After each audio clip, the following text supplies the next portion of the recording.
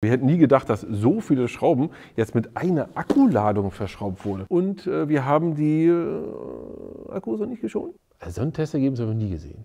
Hallo Werkzeugfans, willkommen bei GoTools TV. Mein Name ist Sebastian und wir haben für euch getestet. Und zwar die neuen PowerStack Akkus, die wir hier haben, 5 Ampere-Stunden. Und die haben wir getestet gegen FlexVolt 54 Volt und gegen 5 Ampere Basisakkus von Dewalt. Und ich sage euch eine Sache, das kann ich euch jetzt schon sagen, das Ergebnis wird euch wegblasen, umhauen, erstaunen und ihr werdet dann noch eine Woche drüber nachdenken, was ist denn hier jetzt los? Und das gucken wir uns heute auf jeden Fall an. Das, was du heute gewinnen kannst, und du weißt ja, wie immer kannst du bei uns etwas gewinnen, sind 2 5 Ampere PowerStack Akkus. Alles, was du dazu machen musst, ist einfach mal das Ergebnis unseres Tests in den Kommentaren unten mal kommentieren. Das klingt lustig und ich bin sehr gespannt, was ihr dazu sagt. Ein letztes Mal kurz durchatmen für mich, denn das, was wir hier machen, ist heute wirklich nicht ohne. Denn wir haben 900 Schrauben geschraubt und das Ergebnis ist der Hammer. Wir haben, also ich hätte das nicht für möglich gehalten, was hier heute rauskommt. Wir haben hier ganze Baumstämme niedergemacht, um zu sehen, einfach welcher Akku schafft mehr, wer wird heiß und so weiter. Zusätzlich haben wir auch noch mit dem großen Nagler hier einen Nagel genagelt, um zu schauen, welcher ist denn da besser. Um einfach für dich rauszubekommen, ist denn der PowerStack Akku wirklich so gut, wie man jetzt denkt oder wie jetzt immer angepriesen wird? Ist das hier einfach nur ein Marketing-Gag oder nicht? Aber das klären wir gleich erstmal auf, denn wir müssen uns erstmal die Akkus anschauen und was ist eigentlich der Unterschied zwischen diesen Akkus. Und ich verspreche dir eine Sache, das Thema Elektrotechnik brauchst du nicht studiert haben, um heute dieses Video zu schauen, beziehungsweise dieses Video zu verstehen, weil ich habe vorher wirklich überlegt, wie tief gehe ich in die Materie rein und habe mir gedacht, nö, ich lasse das alles. Weil es ist doch am Ende völlig egal, welche Zellen, ob hier 21700er oder sonst welche Zellen drin sind, oder das ist völlig wurscht. Das Einzige ist wirklich, dass ihr versteht, was ist der grundlegende Unterschied zwischen diesen 3 Systemen. Und wofür benutzt man das eigentlich? Und was kommt am Ende bei dem Test raus? Denn der Test, ich möchte nicht zu viel verraten. Wir schauen jetzt erst einmal uns die verschiedenen Technologien an. Was gibt es von Dewalt eigentlich? Wir haben hier diesen kleinen, niedlichen 12 Volt. Wie mache ich immer? Nein, Spaß. Wir haben hier einen kleinen, niedlichen 12 Volt. Den kann man wunderbar in 12 Volt Gerät benutzen. Spielt heute aber gar keine Rolle. Denn heute soll es um 18 Volt gehen. Ja, der FlexVolt spielt da wirklich eine Rolle beim 18 Volt System. Aber dazu kommen wir gleich erst. Wir haben hier die ganz normalen Basisakkus. Schaut mal hier. Wir haben hier einen 5 Ampere-Stunden normalen Basisakku. 18 Volt, nichts Besonderes dran, ja, so wie man das Ganze kennt. Man kann hier draufdrücken, man weiß, wie voll das Ganze ist und so weiter und so fort.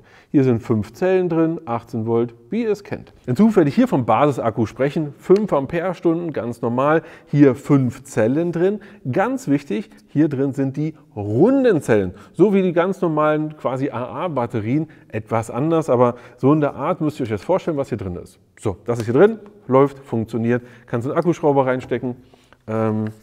Zum Beispiel in den hier, weil eigentlich ist das ja ein 18 Volt Akkuschrauber. Setzt den hier ein und kannst damit arbeiten. Kein Thema. So, hier haben wir einen Akku, das ist ein 2 Ampere-Stunden Akku, also ist weniger Energie drin gespeichert, auch 18 Volt, aber ist dasselbe Prinzip, nichts weiter als das andere, also auch ein Basisakku. Jetzt haben wir hier aber Folgendes, und zwar jetzt haben wir hier einen PowerStack Akku. Das hier ist auch ein 18 Volt Akku. Ich fange mal lieber hier an. Das ist ein ganz normaler 18 Volt Akku von Dewalt, aber das ist der sogenannte PowerStack Akku. Hier seht ihr das an der Beschriftung. Er ist aber in Summe etwas anders aufgebaut. Erst einmal, ihr könnt hier draufdrücken, habt ihr auch wieder eure 3 Anzeigen und könnt hier sehen, wie voll er noch ist. Wenn wir uns das jetzt mal vergleichen mit dem 5er, seht ihr, dass der PowerStack größer ist, also er ist breiter. Ja, ihr seht das hier, wir haben hier einen viel breiteren Aufbau, oder wir können das so, glaube ich, auch ganz gut sehen, wenn wir das mal so jetzt hier auf die Ecke stellen. Er ist breiter, er ist etwas tiefer und von der Höhe her, würde ich sagen, nimmt sich das gar nicht so viel. Was ist jetzt aber der Unterschied? 18 Volt ist doch alles dasselbe, oder nicht? Oder doch? Hier haben wir diese runden Zellen hier drin in dem Akku und hier haben wir andere Zellen drin, sogenannte Pouchzellen oder auch von Dewalt werden die auch gerne Flachzellen genannt, also flache Zellen, die nicht in einer runden Form aufgewickelt sind, sondern hier sind flache Zellen drin, die hier gestapelt sind. Das hat diverse Vorteile, denn diese runden Zellen, im Grunde ist eine runde Zelle auch nur eine flache Zelle, die aber aufgerollt ist und dann hier drin ist. Hier ist das Ganze nicht aufgerollt, hier ist eine flache Zelle, die hier übereinander gestapelt ist. Deswegen haben wir auch eine etwas andere Bauform hier. Das ist einfach nur eine kleinere Zelle oder viel, viel kleinere Zellen, aber auch übereinander gestapelt hier. Was ist der Unterschied denn aber jetzt zwischen dem und warum gibt es überhaupt verschiedene? Der Hauptunterschied zwischen diesen beiden Zellenarten ist eigentlich nur eine Sache, das ist der Innenwiderstand. Dadurch, dass der Innenwiderstand nicht zu hoch ist, ist es einfach so, dass wir hier eine viel geringere Hitzeentwicklung haben. Das heißt, der wird einfach nicht so warm. Ist das jetzt ein großer Unterschied? Ist das relevant? Werden wir bei unserem Test sehen. Weil ich sage euch eins, also der Test ist anders, geht anders aus, als ihr es wahrscheinlich erwarten würdet. Aber da kommen wir gleich zu. Okay, jetzt haben wir noch eine dritte Variante. Jetzt haben wir noch den 54 Volt Akku. Das ist der hier. Bei dem 54 Volt Akku ist es so, dass wir hier im Grunde 3 18 Volt Akkus haben, die hier drin verbaut sind. Also wir haben 3 18 Volt Akkus. Das heißt, hier sind 3 mal 5 Zellen drin. Weil hier haben wir 5 Zellen drin.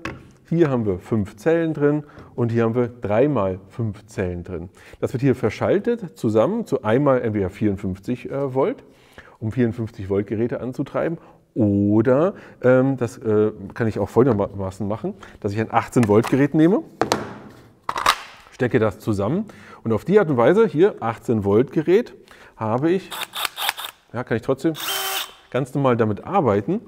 Hier wird Folgendes gemacht, und zwar, das Ganze wird parallel geschaltet. Auf die Art und Weise greift das Gerät hier auf alle 3 Zellenpacken an. Also hier ist meinetwegen Zellenpacken da und da mit jeweils 5 Akkus, aber hier sind die Runden drin. Die ganz normalen runden Zellen sind hier auch drin, aber er greift auf alle 3 gleichzeitig zu. Auf die Art und Weise haben wir hier bei dem FlexVolt einen riesen Vorteil und dazu kommen wir auch gleich mal im Vergleich. Übrigens nochmal ein wichtiger Hinweis, die PowerStack oder auch der Basisakku kann natürlich in 54 Volt Geräten nicht verwendet werden, weil er halt nur einmal 18 Volt im Gegensatz zu dem hier mit quasi 3 mal 18 Volt. Ja, hier, wenn du es reinschiebst oder reinsteckst, das Gerät, wird das entsprechend so verschaltet, wie das Gerät das entsprechend braucht. Warum haben wir aber mit FlexVolt einen Vorteil gegenüber einem Basisakku? Im Grenzbereich, das ist immer ganz wichtig, im Grenzbereich. Im Grenzbereich ist es so, und da rede ich wirklich von Geräten, die das Maximum an Energie rausziehen. Die sagen sich so, ich will jetzt alles haben, was dieser Akku leisten kann.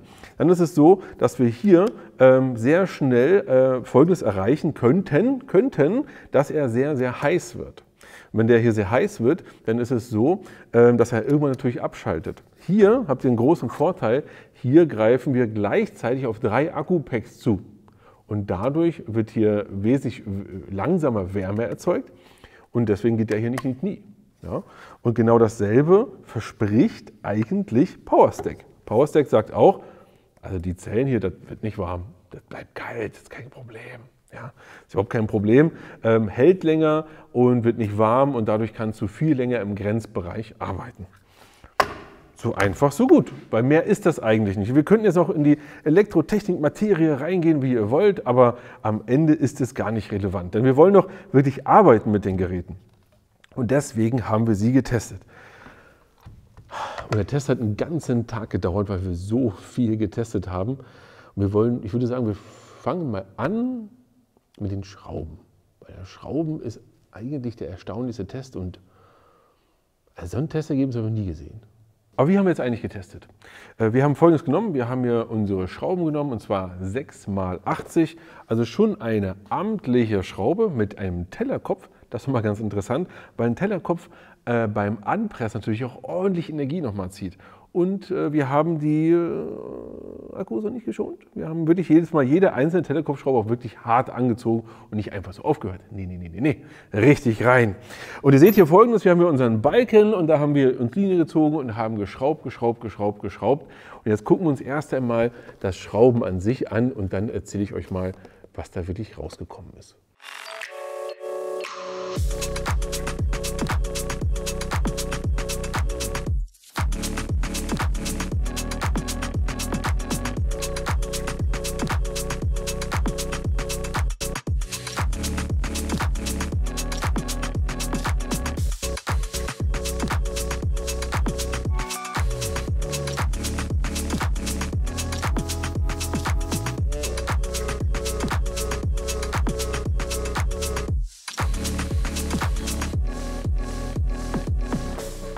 Und das Ergebnis ist doch der Hammer, oder? Was haben wir denn da gesehen? Was ist denn jetzt hier los?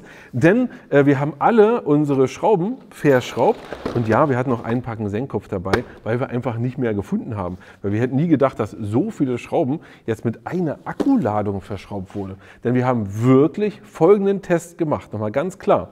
Wir haben einen einzigen Basisakku, 5 Ampere-Stunden genommen und einen einzigen hiervon genommen. Und in einfachen Zahlen, er hier hat 300 Schrauben geschraubt und der hat 600 Schrauben geschraubt. Ein bisschen weniger jeweils, aber im Grunde ist es so, dass der Powerstack doppelt so viele Schrauben geschafft hat wie der normale.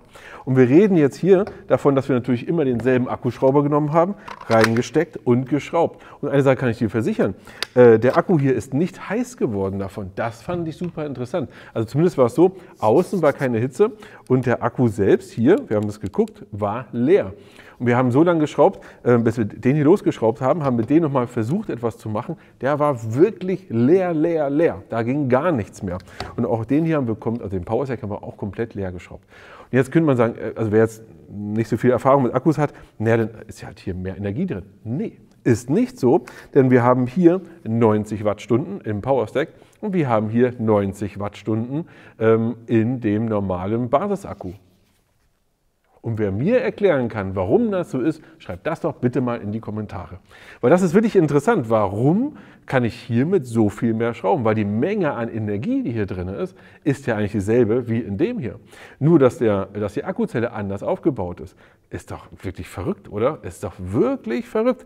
Theoretisch hat sich also der Akkuschrauber nicht so gequält, hat weniger Energie gebraucht. Was ist denn hier los? Ja, doppelt so viel bei 5 Ampere-Stunden. Obwohl doppelt so viel ist ein gutes Stichwort. Was kosten die Akkus eigentlich? Und der 5 Ampere Basisakku kostet 70 €. Der kleine Powerstack hier, habe ich vorhin noch gar nicht gesagt, hat nur 1,7 Ampere-Stunden. Das heißt, wie viele Wattstunden sind das? Nur 30 Wattstunden, das heißt ein Drittel von dem. Ist ja völlig logisch. Der kostet 90 €. Der 5 Ampere Powerstack kostet 130 € rund und der große FlexVolt 12 Ampere-Stunden, den wir hier haben, 54 Volt, der kostet schon rund 200 €. Und denkt dran, Preise gehen so hoch runter und gerade jetzt beim Thema FlexVolt, schau am besten mal unten in die Videobeschreibung, weil hier kann auch einiges passieren. In die Videobeschreibung, da findest du wie immer den ehrlichen Preisvergleich oder geh auf gotools.de, da findest du alles. Oder findest du alle Informationen auch nochmal hierzu und vor allem die Preise. Am Ende ist so, dass uns dieser Test wirklich von den Socken gehauen hat, weil wir das nicht für möglich gehalten hätten. Wir haben gedacht, naja, vielleicht macht er mal 20, 30 oder vielleicht 100 Schrauben mehr, aber doppelt so viel, Hammer. Als nächstes haben wir Folgendes gemacht.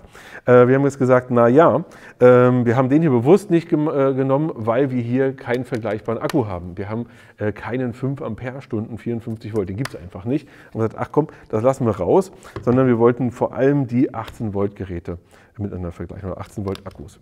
Aber wir haben gesagt, na, wie sieht es denn aus mit einer Kettensäge? Wenn wir so eine Kettensäge haben, und zwar eine ganz normale 18 Volt Kettensäge, auch hier Powerstack rein, Moment, und zack. Dann haben wir damit entsprechend das Ganze getestet und wollten wissen, was heißt denn das eigentlich? Wir haben das auch getestet mit dem Powerstack, natürlich auch mit dem Basisakku hier, aber auch mit dem großen Akku, und zwar mit dem, nicht dem hier, sondern dem hier, dem 9 Ampere-Stunden FlexVolt. Wir wollten einfach wissen, fühlt sich das dann anders an? Denn der Schraubentest fühlte sich nicht anders an. Da war jede Schraube, egal ob Basisakku oder Powerstack, genau dasselbe. Da war kein Unterschied, war kein Problem. Dass wir gesagt haben, bei der einzelnen Schraube war irgendwas, nee, aber da waren die auch zu klein. Das sind kleine Schrauben. Nee. So, jetzt haben wir Folgendes gemacht. Wir haben jetzt hier Holz genommen. Ganz normales, klammes, nasses Holz direkt aus dem Wald. Das war einen Tag vorher geschlagen oder gesägt in dem Fall und haben das uns hier reingeholt und haben gesagt, wie viele Schnitte schaffen wir denn eigentlich mit den verschiedenen Akkus? Und das war wieder mega interessant, denn es ist Folgendes bei rausgekommen. Ich habe es mir extra aufgeschrieben. Wir haben mit der Kettensäge gesägt. Und ihr seht das jetzt ja hier schön eingeblendet. Erst einmal haben wir mit dem normalen 5 Ampere Basisakku gesägt und haben hier schöne, entspannte 20 Schnitte rausbekommen. Nasses Holz, schnell auf Zeit geschnitten, 20 Schnitte mit dem Akku. 20 Schnitte finde ich eigentlich schon ganz gut. Da kommt auch ein bisschen mit hin. Mit dem Power Stack haben wir diese Liste hier gemacht, oder diese Reihe hier gemacht. Das waren 28 Schnitte. Also schon einiges mehr. Aber was bedeutet das jetzt, dass er 9 Ampere 47 Schnitte geschafft hat? Eigentlich jetzt nicht wirklich viel, weil man muss es ins Verhältnis setzen. Der 5 Ampere hat pro Amperestunden 4 Schnitte geschafft. Also hier beim Basisakku. Hier beim Power Stack, fangen wir andersrum. Hier beim FlexVolt ist es so, er hat 5,2 Schnitte geschafft.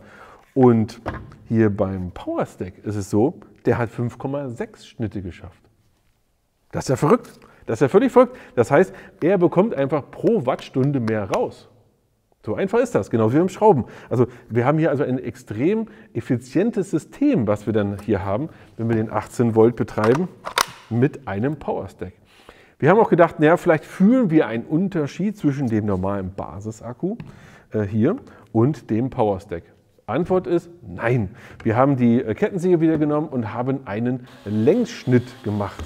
Wir haben also wirklich den Baumstamm einmal aufgetrennt und wir haben gedacht, na, wo geht denn die Kettensäge mal in die Knie? Und übrigens ist es eine gute Sache, wenn du eine 18 Volt Kettensäge brauchst.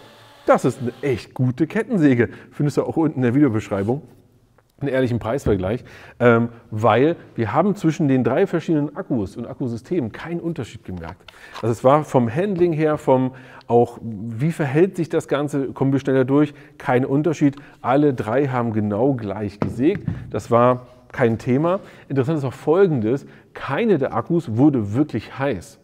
Und zwar bei keinem der Tests, auch nicht beim Leersägen jetzt hier mit dem Sägeblatt. Auch da war es kein Thema. Als letztes haben wir noch eine Sache gemacht, haben gedacht, naja, was haben wir noch so, was im Grenzbereich ist? Und 18 Volt, das ist hier der Akkunagler. Und haben gesagt, naja, das nehmen wir einfach mal und nageln hier mal ganz normal in Holz. Und zwar in Hartholz, Buche. Sehen wir da einen Unterschied? Ergebnis war nein. Wir haben hier Folgendes. Wenn du hier einen 54 Volt Akku reinsteckst, dann hört sich das Gerät ein bisschen anders an. Das tut ein bisschen höher. Man hat das Gefühl, da geht ein bisschen mehr. Aber rein im Material merkst du gar nichts. Also wir konnten jetzt hier im Rahmen der Messungenauigkeit kein anderes Ergebnis rausbekommen. Wenn wir uns das jetzt hier mal angucken, ist das so, dass das hier, ja, ich gehe mal zur Seite, schaut mal hier, wir haben hier fast gleiche Höhen. Ja, das hier ist ein Tick weiter rein als die anderen. Aber ist das jetzt wirklich ein Unterschied? Also relevant? Ich glaube nicht. Und übrigens, nicht falsch verstehen, der Akkunagler hat eine brutale Power, aber wir haben hier Buche genommen. Also wirklich ein Material, wofür es überhaupt nicht gedacht ist. In normalem, weichem Holz, also in normalem Holz und weicherem Holz, wo du es sonst immer einsetzt, werden die Nägel da unten, also quasi im Holz versenkt drin. Also wir haben es schon geschafft, die Nägel bis zu 1 cm mit Kopf in Holz reinzutreiben mit dem Gerät. Das heißt also Folgendes jetzt für euch, dass es 100% klar ist und eindeutig, dass Power Stack einen riesen Vorteil hat. Gegenüber dem normalen Basisakku im 18 Volt Betrieb und gleichziehen kann mit dem FlexVolt im 18 Volt Betrieb. Das heißt also, der Power Stack und der FlexVolt ist im 18 Volt das absolut Nonplusultra. Und der Basisakku ist immer noch gut und überhaupt kein Thema. Nur dass die neue Technologie, diese Pouchzellen, diese Kissenzellen, die hier drin sind, einfach nochmal quasi das Next Level sind. Wann solltest du eigentlich jetzt welchen Akku benutzen? Das ist nochmal die richtige Frage. Ich persönlich bin folgender Meinung, das ist wirklich meine persönliche Meinung.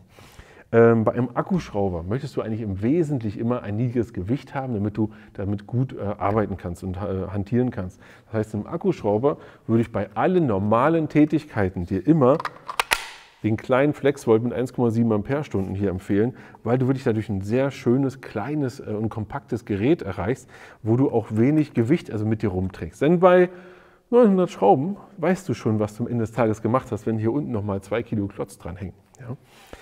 Für starke, harte Anwendungen, wenn du wirklich riesen Schrauben reindrehst, zum Beispiel so eine typischen 60 cm Schrauben, die man ja jeden Tag reinschraubt, dann kann man natürlich diesen großen nehmen. Oder wenn du sowas hast wie eine Akkufräse. Ich zeige dir mal, was ich meine. Und zwar hier unsere große Akkufräse, die wir haben. Hier würde ich den großen Power Stack nehmen und wirklich den letzten Rest an Power noch zu haben. Das ist eine tolle Sache. Um mal eine Kante zu fräsen, wiederum würde ich den kleinen nehmen, um ein schön kompaktes Gerät zu haben. Genau dafür würde ich immer PowerStack nehmen. Wenn du sagst, du hast sowas hier noch in Gänsefüßchen, hast diese Akkus, ist überhaupt nicht schlimm, das funktioniert. Du kannst einfach sagen, beim nächsten Mal gehst du eher auf PowerStack und hast dann noch eine Ergänzung für den Grenzbereich oder wenn du mal wirklich sehr lange, sehr viel durchhaltend Dinge tun musst. Super interessant. Ich bin sehr gespannt auf eure Kommentare. Schreibt das mal unten in die Kommentare, was ihr dazu sagt, was haltet ihr von dem Testergebnis.